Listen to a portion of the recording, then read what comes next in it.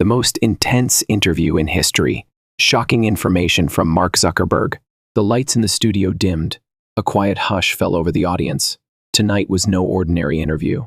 It was a battle. On one side, Mark Zuckerberg, the man who built Facebook, now known as Meta, a tech billionaire who shaped the way the world communicates, yet remained an enigma. Loved and hated in equal measure. On the other side, Larry King, a legend, a man whose very presence commanded respect. He had interviewed presidents, movie stars, and criminals. But tonight, he faced something else, a man who controlled the digital world. The set of Larry King Live special was bathed in a soft blue hue. The iconic suspended microphones hung between the two figures, ready to capture every word. Behind them, a massive screen displayed the Meta logo, glowing softly like a silent observer. Larry adjusted his glasses. His famous suspenders stretched slightly as he leaned forward. "Mark," he said, his voice calm, measured. "Good to have you here." Mark Zuckerberg nodded. His face was unreadable, a mask of calculated calm.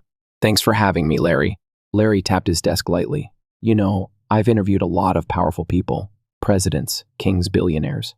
But you're different." Mark raised an eyebrow. "How so?" Larry's eyes locked onto his. "Because you control something they don't." He gestured to the screen behind them. "Information." The tension in the room thickened. Larry let the silence hang for a second before delivering his first strike. "Let's cut to the chase," he said. "Meta controls billions of people's data. Their conversations, their photos, their thoughts. Are you comfortable with that kind of power?" Mark tilted his head slightly. "I don't see it as power. I see it as a connection. We help people stay in touch, share ideas, and build communities." Larry didn't blink. "And control what they see?" A murmur rippled through the audience. Mark's fingers tapped lightly against the armrest of his chair. "We don't control what people see, Larry. We curate an experience based on what they're interested in." Larry smirked. "Sounds a lot like control to me." Mark inhaled, then exhaled slowly. "If you open a bookstore and someone likes mystery novels, you recommend more mystery novels. That's not control. That's just good service." Larry's smirk widened. "Except your bookstore deletes the books it doesn't like." The audience stirred. Mark's jaw tightened.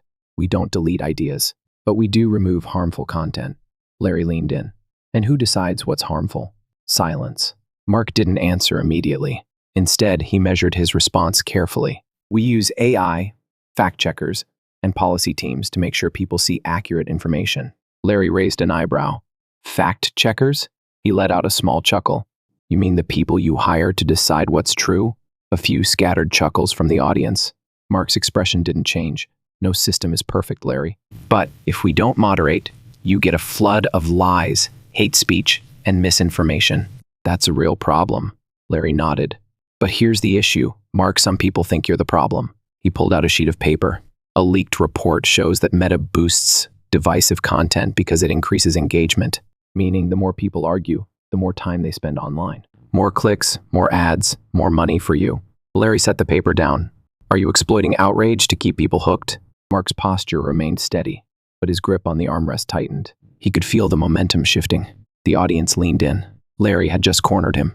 Mark Zuckerberg had two options, deny or deflect, and the world was watching. The studio was silent. Larry King had just cornered Mark Zuckerberg with a brutal question. "Are you exploiting outrage to keep people hooked?" The audience held their breath. Mark knew this was coming. He had seen the reports. He had read the headlines. He had rehearsed responses with his PR team. But knowing it was coming didn't make it easier. He sat back slightly, keeping his expression neutral. "Larry, I think you're oversimplifying the issue." Larry smirked. "Am I?" Mark took a breath. "We don't create outrage. We provide a platform where people engage with what they care about." Larry folded his hands. "So if people get angry, that's their fault?" Mark hesitated for a split second. Larry pounced. "Let me read you something." He picked up another paper from his desk. Internal Meta research found that divisive content posts that spark anger and conflict receive 5 times more engagement than neutral content. An internal memo warned that this model was dangerous, but changing it would hurt profits. Larry set the paper down. "So again, Mark, I ask you, are you exploiting outrage?" Mark's jaw tightened. "That's not how I would put it," he said carefully. Larry leaned in. "Then how would you put it?" The audience shifted. Mark inhaled through his nose.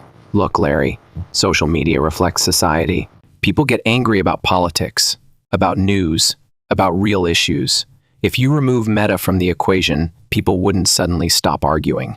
They'd just do it somewhere else. Larry nodded slowly. Maybe. But you decide what gets amplified, not the users. Mark didn't respond immediately. He could feel the walls closing in. Larry tapped his pen against the desk. You have more power over public discourse than any government, more than any news outlet, more than anyone in history. And you're telling me you're not responsible? Mark leaned forward. I think responsibility is a two-way street. Yes, we shape the platform, but people make their own choices. They choose what to click, what to share. Larry smirked. Ah, the free will defense. Mark exhaled sharply. It's not a defense, it's reality. Larry raised an eyebrow. Reality? Let's talk about reality. He pulled out another sheet of paper. In 2021, a whistleblower leaked internal documents showing that Meta's algorithm actively pushed harmful content to users, even when employees warned against it. He set the paper down. Mark, your own team tried to stop this, and you ignored them. Mark stiffened. Larry saw it. The audience saw it. The trap was tightening. Mark's mind raced. He had one shot to flip this back in his favor. He had to take control. He looked Larry in the eye. Larry, let me ask you something. Larry raised an eyebrow. Oh? We're switching roles now? Mark smiled slightly. Just one question. Larry gestured. Go ahead. Mark leaned forward. His voice is steady. Who decides what's harmful? The audience stirred. Larry hesitated. Mark continued, pressing the advantage. We remove content based on policies, but those policies are based on laws, public sentiment, and expert recommendations. It's not just me, sitting in a dark room, deciding what gets seen and what doesn't. Larry nodded slowly. Fair enough. But the difference is you enforce the rules. Mark nodded. Because we have to. Otherwise, the platform turns into chaos. Larry smirked. But chaos makes money, doesn't it? Mark exhaled through his nose. Engagement makes money. And people engage with things they care about. Sometimes that's positive. Sometimes it's negative. That's human nature. Larry tilted his head. So you're saying it's our fault? Mark shook his head. I'm saying we all play a role, including the media. Larry's expression flickered. Mark saw it, and he went for it. You bring me on here, Mark said, voice calm but firm. You ask tough questions. You push me. You make it dramatic. You know people will tune in for the tension. You know conflict sells. Larry raised an eyebrow. Mark gestured to the cameras. Are you exploiting outrage? Or am I? The audience murmured. Larry let out a short chuckle. Well played. Mark nodded. You see my point? Larry tapped his pen again. I do. But there's one big difference. Mark raised an eyebrow. What's that? Larry's eyes sharpened. I don't control the world's information. Silence. The audience frozen. Larry leaned in, his voice low but lethal.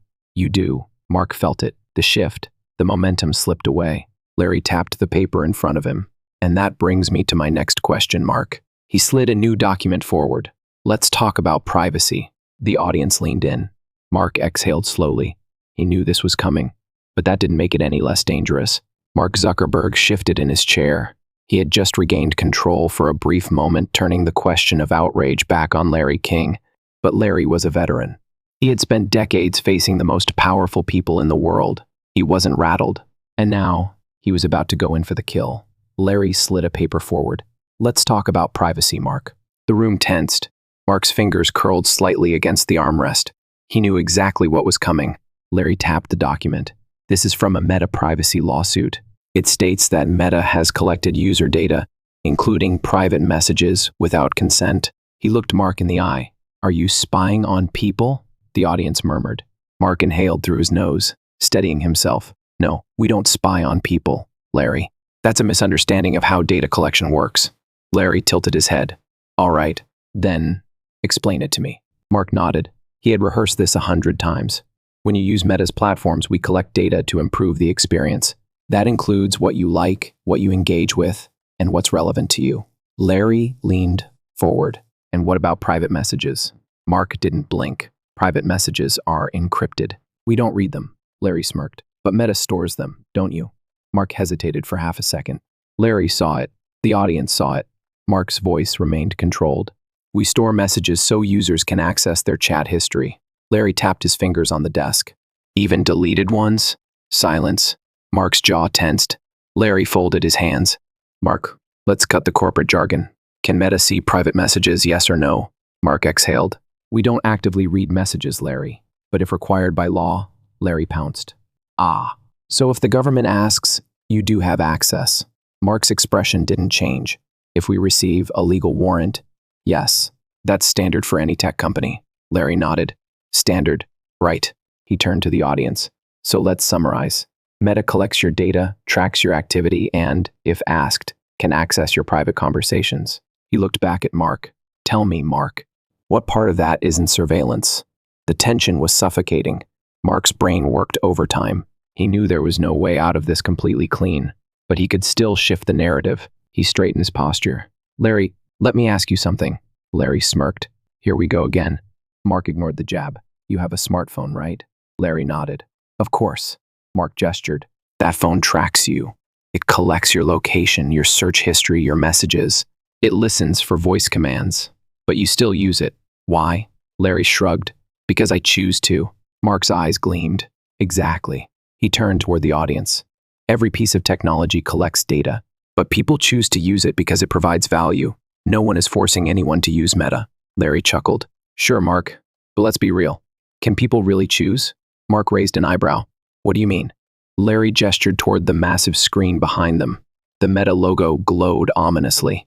You own Facebook, Instagram, WhatsApp, and Oculus. You're expanding into AI, virtual reality, and the metaverse. Your company has its hands in everything. So let's say someone wants to avoid Meta completely. Can they, realistically? Mark hesitated. Larry nodded. That's what I thought. He turned to the audience. You see, folks, Meta isn't just a company. It's an ecosystem. And in that ecosystem, you either play by Mark's rules or you disappear. The crowd shifted. Mark knew he had to fight back. Larry, you're painting this as some kind of dystopian nightmare. But the reality is, Meta is providing connection. We help businesses grow. We help families stay in touch. We create tools that improve lives. Larry smirked. Unless you're one of the people who gets banned. The audience stirred. Mark frowned slightly. What do you mean? Larry held up another document. Meta has permanently banned thousands of accounts for violating community guidelines. Some were extremists. Others, just regular people who questioned the system. Larry set the paper down. Mark, are you silencing voices you don't agree with? Mark's fingers tapped against his chair. Larry, we have rules in place to keep people safe. Hate speech, misinformation, violence. Larry cut him off. Who decides? Mark hesitated. Larry leaned forward. Is it a government body, a court? Or is it just Meta executives deciding what people can and can't say? Silence. Mark exhaled. We work with experts. Larry smirked. Experts you choose. Mark's jaw tightened. Larry tapped his pen. You say you protect free speech, but in reality, Meta controls the biggest digital town square in the world. And if someone says something you don't like, they're gone. Mark's voice was calm but firm. We remove content that violates our policies. Larry nodded. So, you do decide what people can and can't say? Silence. Mark felt it. The shift. The power is slipping away. Larry King leaned back. Mark, do you believe power corrupts? Mark hesitated. I believe power must be managed responsibly. Larry nodded. And who manages yours? Silence. Mark's hands tightened on the chair. Larry smirked. I'll take that as an I don't know. The audience murmured. Mark needed to regain control. Larry, let's not forget something important. Larry raised an eyebrow. What's that? Mark exhaled. No one is forced to use Meta. No one is forced to engage with our platforms. People come because they choose to. Larry nodded. Sure. But what happens when they want to leave? Mark narrowed his eyes. They can leave whenever they want. Larry tapped the desk. And take their data with them? Mark hesitated. Larry smiled. That's what I thought. He turned to the audience. Let me leave you all with one final thought. Meta doesn't sell a product. Meta sells you. The room went silent. Mark knew the next segment would be brutal, because Larry King wasn't done. Not yet. He picked up the next document. Now, Mark, let's talk about the metaverse. Mark Zuckerberg adjusted his posture. He had spent the past 30 minutes dodging attacks, deflecting accusations, and trying to control the narrative. But Larry King was relentless, and now he was changing the battlefield. Larry picked up a new document. All right, Mark, we've talked about data, privacy, and control. Now let's talk about the future. The massive screen behind them flickered. The Meta logo faded into a swirling digital world, the metaverse. Mark knew this was coming. Larry gestured toward the screen. You call this the next great leap for humanity. A world where people can work, play, and socialize completely inside a digital space. He folded his hands. But some people have a different word for it. Mark tilted his head. And what's that? Larry smirked. A trap. The audience stirred. Mark exhaled slowly. Larry, the metaverse isn't a trap. It's an opportunity. A new frontier. Just like the internet was in the 1990s. Larry nodded. Right. But the internet was open. The metaverse? You own it. Mark shook his head. We're building the infrastructure, but it's an ecosystem. Other companies, developers, and creators will all contribute. Larry raised an eyebrow. And who sets the rules? Silence. Larry chuckled. That's what I thought. He turned to the audience. Let's break it down, folks. In the real world, governments set laws. Companies compete. No one owns reality. He gestured toward the screen. But in the metaverse, Mark Zuckerberg makes the rules. Mark's voice remained calm. Larry, that's not true. The metaverse will have democratic governance. Users will have a voice. Larry smirked. Really? Because right now, you decide who gets banned on your platforms. You control the data, the ads, the experience. He tapped the desk. And now, you want to control reality itself? Mark felt the room shift. This wasn't just about technology anymore. This was about power. He needed to take back control. Larry, let's look at the positives, Mark said. The metaverse can help people. Imagine a world where you can work from anywhere, where education is accessible to everyone, where people with disabilities can experience things they never could before. Larry nodded. That all sounds great, but let me ask you something. He picked up another sheet of paper. Meta has already filed patents for technology that can track users' facial expressions, body language, and emotions. He set it down. Mark, are you building a world or a surveillance system? The audience, frozen. Mark's jaw tightened. Larry pressed on. You're creating a reality where you can monitor every movement, every interaction, every thought. He leaned forward. Tell me, Mark, where does it stop? Mark exhaled. Larry, we're not using data to spy on people. We're using it to enhance the experience, to make the metaverse more immersive, more intuitive. Larry nodded. Right. And who controls that data? Mark hesitated. Meta stores it, but users have control over their settings. Larry smirked. You mean the terms and conditions no one reads? Scattered laughter from the audience. Mark's grip on the chair tightened. Larry continued, relentless. Mark, let's be real. The metaverse isn't about connection. It's about control. Once people are inside, you can track their every move, every interaction, every emotion. He tapped the table. And you can sell that data, can't you? Mark's face remained unreadable. We don't sell personal data. We use it to improve user experience. Larry smirked. And if companies want to target ads inside the metaverse? Mark exhaled. Advertising is part of the business model, just like it is on the internet. It keeps services free. Larry chuckled. Right. And I assume those ads will be optional? Silence. The audience saw through it. Mark Zuckerberg was losing. Larry leaned forward. Let's get serious, Mark. You're building a world where people can escape reality. A world that's addictive, immersive, and most importantly, profitable for you. Mark shook his head. That's not fair. The metaverse is about innovation, progress. It's about giving people new opportunities. Larry tapped his fingers. You mean like the opportunity to never log out? The audience murmured. Mark's jaw clenched. Larry, you're making this sound like a dystopian nightmare. Larry chuckled. Am I? Or am I just describing what's already happening? He gestured toward the audience. Look around. People already live on their phones. They scroll for hours. They lose sleep. They get addicted to algorithms. He turned back to Mark. And now, you're offering them a reality where they never have to leave. He folded his hands. Sounds like a digital prison to me. Mark felt the weight of the moment. He had been on the defensive for too long. He needed to fight back. Larry, you're acting like I'm some kind of villain. But let's be honest. Technology always evolves. People said the internet was dangerous. People said television would ruin society. People feared every new innovation. But we adapted. Larry nodded. Sure. But the difference is you own this one. Mark exhaled. Larry, people will always have choices. No one is forcing anyone to enter the metaverse. Larry smirked. You mean just like no one is forcing them to use Facebook? Mark stiffened. Larry tapped his pen. Remind me, Mark, how do people sign up for the metaverse? Mark hesitated. They create an account through Meta. Larry nodded. And what do they need to use it? Mark's fingers tapped the chair. A Meta-approved device. Larry smirked. And once they're inside, who owns that world? Silence. Mark felt it, the trap closing. Larry leaned back, satisfied. That's what I thought. The audience whispered among themselves. Larry took a deep breath. Mark, you're a smart man. You've built something extraordinary. But let's not pretend this is just innovation. He gestured toward the screen. You're creating a world, and the man who owns that world owns everything. Mark's expression hardened. Larry tapped his notes. Now, let's talk about AI. Mark exhaled slowly, because this was the part he feared the most. Mark Zuckerberg shifted in his chair. For the past hour, Larry King had pushed him into corner after corner. Privacy, data, control, the metaverse. But now, they were entering the most dangerous territory of all. Larry tapped his notes. All right, Mark, let's talk about AI. The massive screen behind them changed again, displaying a sleek, glowing digital brain, the official Meta AI logo. Larry glanced at the image, then back at Mark.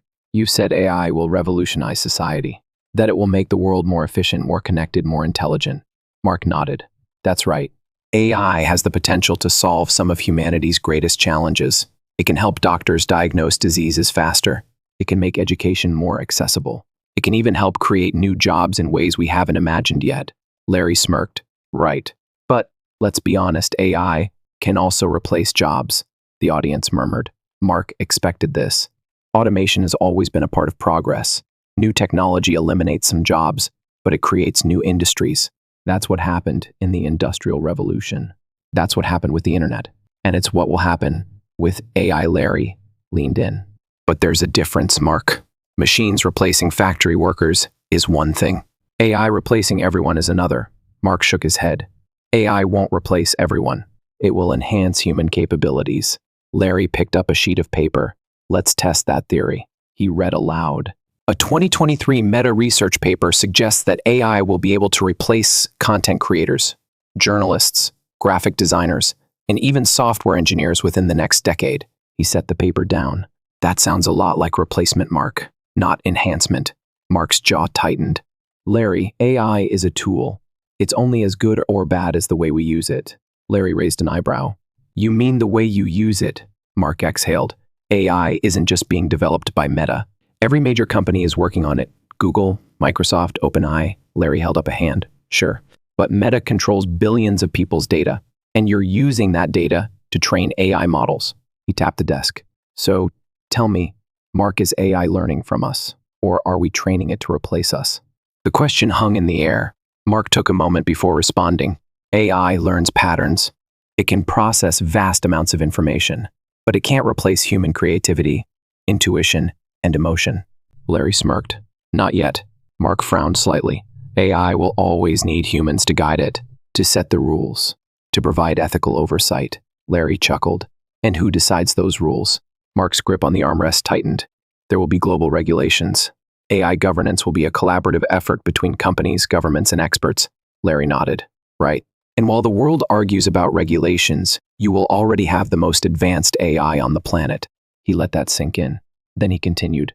Mark, let's be real. AI is powerful. More powerful than anything we've ever created. And power doesn't just disappear. It consolidates. He folded his hands. And right now, it's consolidating under you. Mark didn't respond immediately. Larry pounced. Let's go deeper. You're developing AI that can think, that can generate, that can predict what people want before they even know they want it. He gestured toward the screen.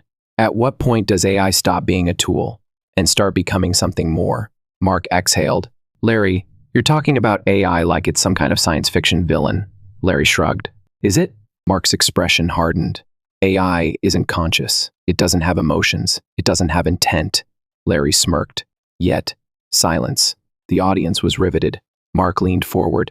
Larry, let's not create unnecessary fear. AI is designed to assist humanity, not replace it. Larry tilted his head. And if it evolves beyond that? Mark's voice remained steady. That's why we need safeguards. Larry chuckled. Safeguards set by whom? Mark's grip on his chair tightened. Larry folded his hands. Mark, let's be honest. You're not afraid of AI. You're afraid of losing control of it. Mark stiffened. Larry pressed on. You're building something that thinks faster than any human. That can analyze more than any human. That can predict more than any human. He leaned in. At what point do we stop controlling AI and AI starts controlling us? The questions sliced through the room. Mark's mind raced. He needed to steer this back. He inhaled slowly. Larry, AI doesn't control people. People choose how to use AI, Larry smirked. You keep saying that. But let's test it. He turned to the audience. How many of you use Facebook, Instagram, or WhatsApp daily? Almost every hand went up. Larry nodded. And how many of you have noticed that your feeds always seem to know exactly what you're thinking about? The hands stayed up. Larry turned back to Mark. Tell me, Mark, are people choosing their feeds? Or is AI choosing for them? Silence. Mark exhaled. Algorithms personalize experiences. They help people find what they're interested in. Larry chuckled. Or they keep them trapped. Mark shook his head. That's not fair. AI helps connect people with what they care about. Larry raised an eyebrow. And what if what they care about is anger? Division? Fear? Mark's jaw clenched. Larry tapped his pen. AI doesn't just serve people, Mark. It shapes them. Mark opened his mouth to respond. But Larry wasn't done. He picked up one final document. Meta's AI division is developing systems that can predict human behavior with up to 95% accuracy based on past interactions. Larry set the paper down. So tell me, Mark, if your AI knows what people will do before they do it, what's stopping you from controlling the future? The weight of the question settled over the studio. For the first time that night, Mark Zuckerberg had no answer. Larry leaned back, satisfied. This is the last segment, Mark. We've talked about data, privacy, AI. He adjusted his glasses. Now let's talk about something even bigger. Mark narrowed his eyes. Larry smirked. Let's talk about you. Mark exhaled slowly, because he knew the final battle was coming. The room was electric. Mark Zuckerberg had spent the last hour defending himself against Larry King's relentless questions. Privacy, data, the metaverse, AI. And now it all came down to this. Larry adjusted his glasses. His voice was calm, but his eyes were sharp. Mark, we've talked about your companies, your technology, your influence. He leaned forward. But now, let's talk about you. The audience shifted. Mark sat still, but his jaw tightened. Larry tapped his notes. You've built an empire, Mark. You control the largest communication platforms in history. You shape how billions of people interact with the world. You're not just a CEO. You're a gatekeeper of reality. He folded his hands. My question is simple. Larry let the silence hang. Then, in a low, measured voice, he asked, what if one day you become the very thing you claim to fight against? The room frozen. Mark inhaled slowly. Larry, I believe in progress. I believe in open platforms, in connecting the world. Larry raised his hand. No. Not the company line, Mark. I want the real answer. He tapped the desk. You say you're protecting free speech, but you decide what gets censored. You say you care about privacy, but you collect more data than any government in history. You say you're giving people a choice, but your platforms shape what they see, what they think, how they act. He locked eyes with Mark. You built the system, Mark. So tell me who holds you accountable. Silence. Mark knew this question was coming, but now that it was here, it was heavier than he expected. He exhaled.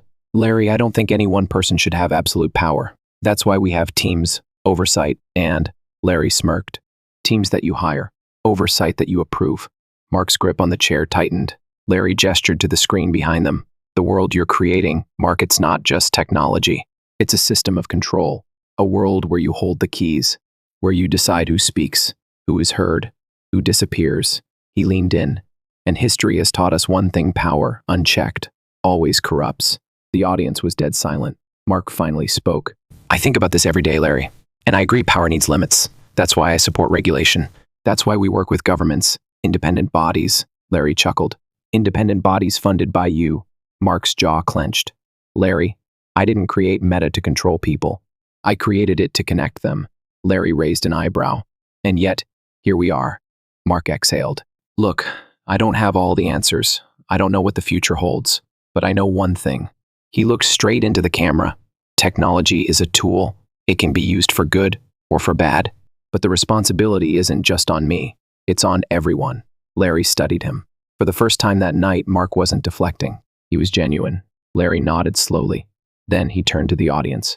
And that brings us to the real question. He leaned forward, voice quiet but powerful. Who controls the future technology? Or the people? The room was silent. Mark didn't speak, because he didn't have the answer. The screen behind them faded to black. The show was over, but the conversation was just beginning. The internet exploded. Did Larry King just expose Mark Zuckerberg?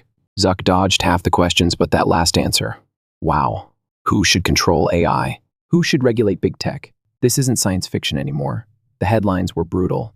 Zuckerberg versus King. The debate that changed everything. The New York Times. Mark Zuckerberg faces his greatest fear. Himself, the Guardian. Who controls the future? The question we all need to ask. BBC News. And in a quiet office at Meta headquarters, Mark sat alone, staring at a blank screen, wondering if Larry King's final question was the one he should have been asking himself all along.